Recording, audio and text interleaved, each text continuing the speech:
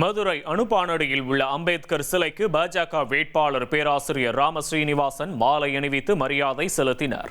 பின்னர் செய்தியாளர்களிடம் பேசிய அவர், தல்லாக்குளம் பகுதியில் அம்பேத்கர் சிலைக்கு மாலை அணிவிக்க வந்த விஸ்வ ஹிந்து பரிஷத் அமைப்பினரை விடுதலை சிறுத்தைகள் கட்சியினர் தடுத்தது கண்டிக்கத்தக்கது என தெரிவித்தார்.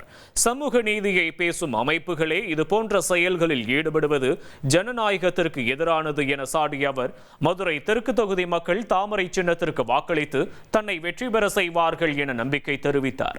தான் வெற்றி பெற்றதும் தொகுதியின் அடிப்படை தேவைகளை முன்னுரிமை அடிப்படையில் நிறைவேற்ற பாடுபடுவேன் என்றும் அவர் உறுதியளித்தார்.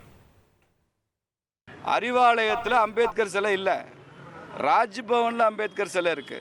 RN ரவி அவர்கள் ஆளுநர் வந்த பிறகு அம்பேத்கர் சிலை ராஜ்பவனில் வச்சார்.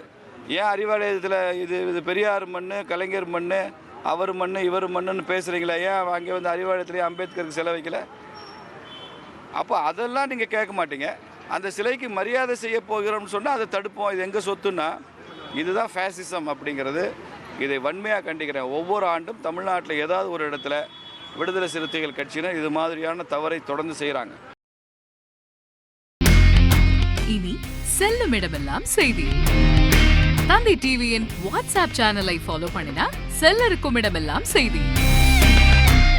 இதோ QR கோட் இப்பவே ஸ்கேன் பண்ணுங்க, ஃபாலோ பண்ணுங்க.